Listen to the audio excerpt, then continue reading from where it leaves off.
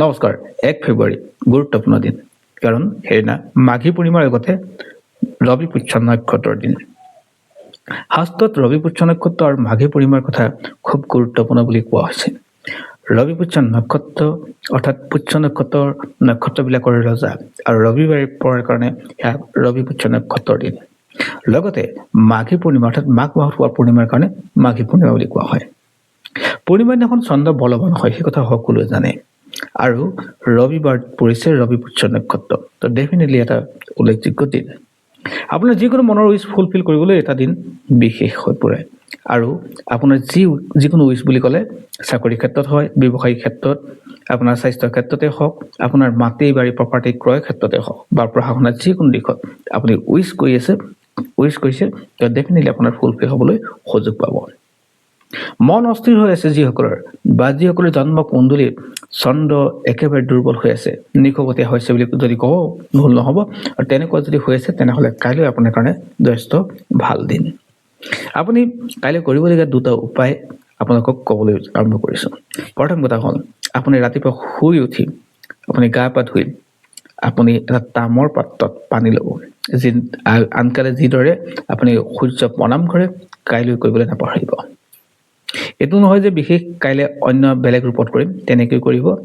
এটা তামৰ পাত্ৰ ল'ব, কেঁচা অৰ্থাৎ পানী ল'ব। তাৰপিছত তাত আপুনি চাউল, গুড়, কেশৰ, হালধি এনেকুৱা ধৰণৰ বিভিন্ন দ্ৰব্য মিক্স কৰিব।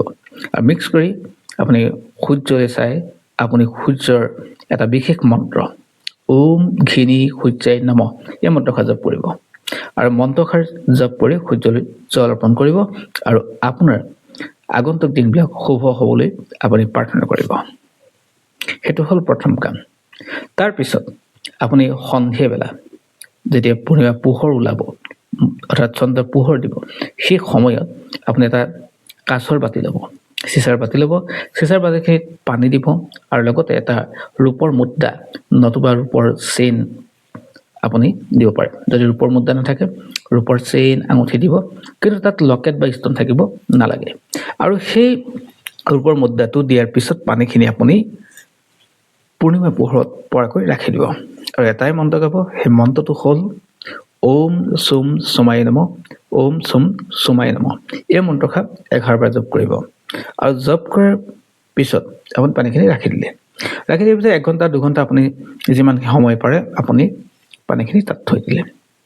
আৰু থোৱাৰ পিছত আপোনাৰ যিকোনো উইচ, ধৰি লওক আপোনাৰ চাকৰি এটা হ'ব লাগে, 2024 আপোনাৰ চাকৰি হ'ব লাগে, সেই কথাটো আপুনি প্ৰেজেণ্টেশ্যনত ক'ব যে মোৰ 2024 চাকৰি হৈছে।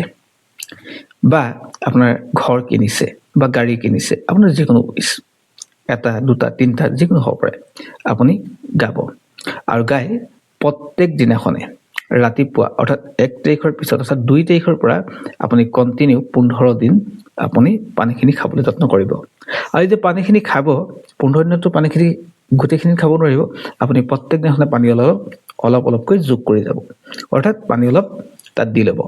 আৰু দিয়াৰ পিছত পানীখিনি খোৱাৰ প্ৰাক মুহূৰ্তত আপুনি যিটো আগদিনাখন উইচ কৰিছিলে সেই উইচটো কণ্টিনিউ কৰিব আৰু কণ্টিনিউ কৰি আপুনি পানীখিনি খাবলৈ আৰম্ভ কৰিব। আৰু এনেদৰে আপুনি 15টা দিন কণ্টিনিউ কৰিব। তো ডেফিনেটলি আপুনি চাব আপোনাৰ যিকোনো ফালৰ পৰা ৰাস্তা মুকল খাইছে। অৰ্থাৎ কোনোবাই যদি পঢ়িবলৈ ক'ৰবাত সুযোগ পোৱা নাই সেয়াও লাভ হ'ব, পঢ়া শুনাত যদি দিগদাৰ হৈছে সেয়াও লাভ হ'ব, মানে পঢ়া শুনাৰ দিশটো ভাল হ'ব। ব্যৱসায় বাণিজ্যৰ ক্ষেত্ৰত যদি ক'ৰবাত বাধা হৈছে সেয়াও ভাল হ'ব। যদি ব্যৱসায় আৰম্ভ কৰিম বুলি যদি ক'ৰবাত সমস্যাত পৰি আছিলে সেয়াও ভাল হ'ব। গতিকে আপুনি বিশ্বাসে কৰি ল'ব, এই কামটো একেবাৰে সহজ কাম আৰু আপোনাৰ কাৰণে লাভদায়ক হ'ব। আৰু যিসকলৰ চন্দ্ৰ উইক আছিলে তেওঁলোকৰ চন্দ্ৰ বলৱান হ'ব আৰু তেওঁলোকৰ মন অস্থিৰৰ পৰা সুস্থিৰ হ'ব অৰ্থাৎ স্থিৰ হ'ব।